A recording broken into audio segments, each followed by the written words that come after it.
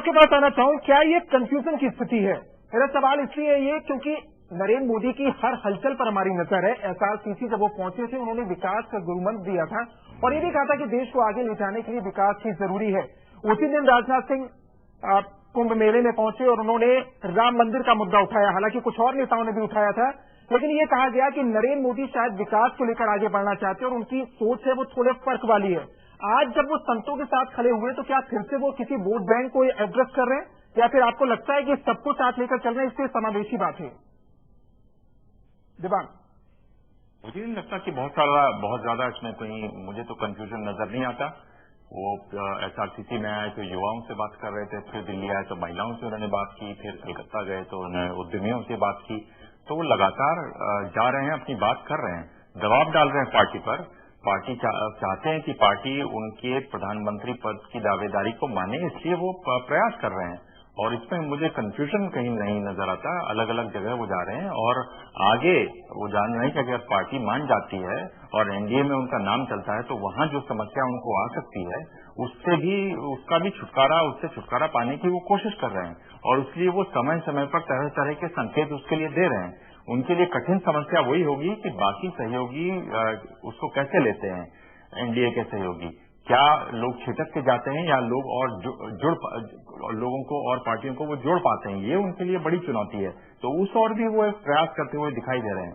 मुझे लग रहा है कि जो भी अभी तक उन्होंने किया है वो काफी कोऑर्डिनेटेड है और एक बड़ी ऐसी कोशिश है जो उनको कामयाबी भी दिला रही है। जिस तरह से लगातार प्रेस में और लगातार टेलीविजन मीडिया में लगातार उनकी जो चर्चा होती है, ये उनकी यही दिखाता है कि वो बीजेपी में बाकी नेताओं से इस समय काफी आगे हैं। रणजीत सिंह साहब, क्या ये दबाव बन चुका है जिसका जिक्र हम कर रहे हैं कि बाकी नेताओं पर दबाव बनेगा उनकी उम्मीदवारी को लेकर, क्योंकि जनभावनाएं जिस तरह की होंगी उस तरीके से पार्टी को आगे बढ़ना होगा। हालांकि अलग रणनीति हो सकती है, लेकिन इसका दबाव बन चुका है पार्टी के ऊपर?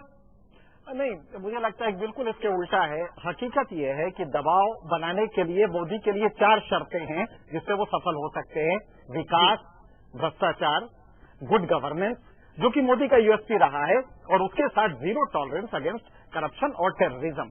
ये जो भारतीय जनमानस में 4 चीजें हैं, उसी को इपिटमाइज करते हैं, उसी के प्रतीक बिंदु हो सकते हैं। उससे जरा सा भी डेविएट किया मोदी ने तो 2002 का जो इमेज है वो आके खड़ा हो जाएगा भूत की तरह, और मोदी के लिए वो बर्बादी का सबब बनेगा। तो पहला शर्त यह है मोदी के लिए कि मोदी दूर दूर तक भी गेरुआ वालों के आसपास नजर न आए।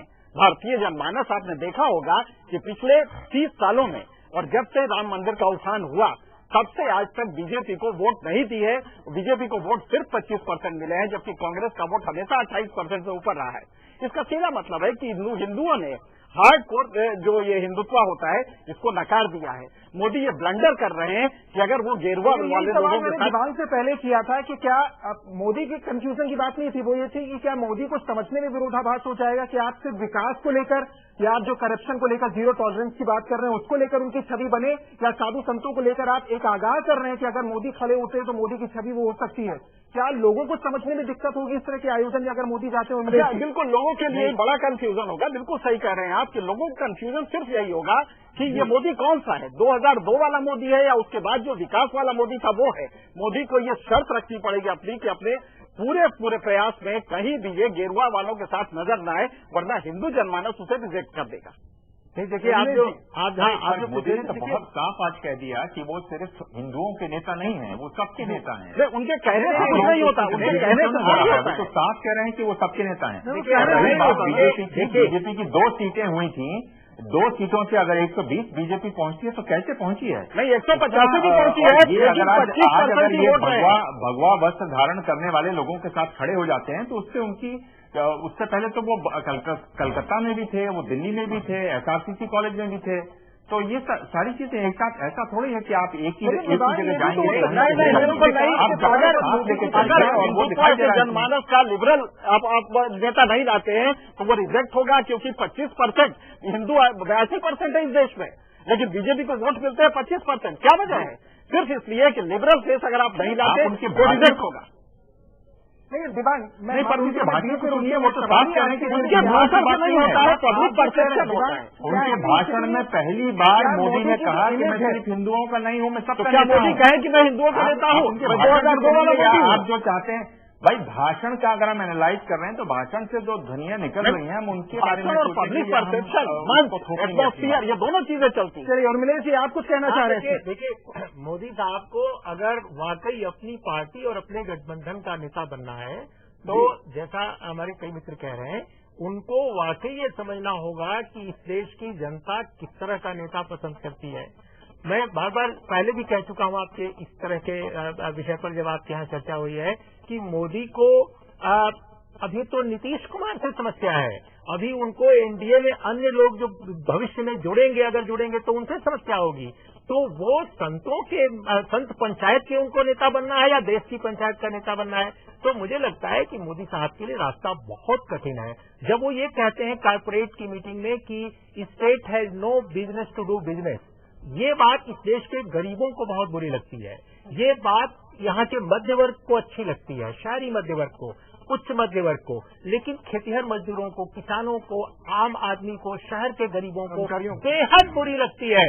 वो लोग सोचते हैं कि इसका मतलब ये आदमी कारपोरेट का आदमी है, ये उद्योगपतियों का आदमी है। ये देश आज एक स्ट्रांग वेलफेयर स्टेट भी चाहता है, जहाँ पे अस्पताल से लेकर शिक्षा की सुविधा स्टेट की तरफ से मुहैया कराई जाए। लोग बेहद परेशान हैं। इकोनॉमिक रिफॉर्म्स का अगर पॉजिटिव रूप सामने आया है तो उसके बड़े निगेटिव रूप भी हैं, और यही कारण है कि डॉक्टर मनमोहन सिंह की सरकार स्वास्थ्य मिशन से लेकर सर्व शिक्षा अभियान तमाम चीजों को कर रही है ताकि वो निगेटिव को काउंटर कर सके।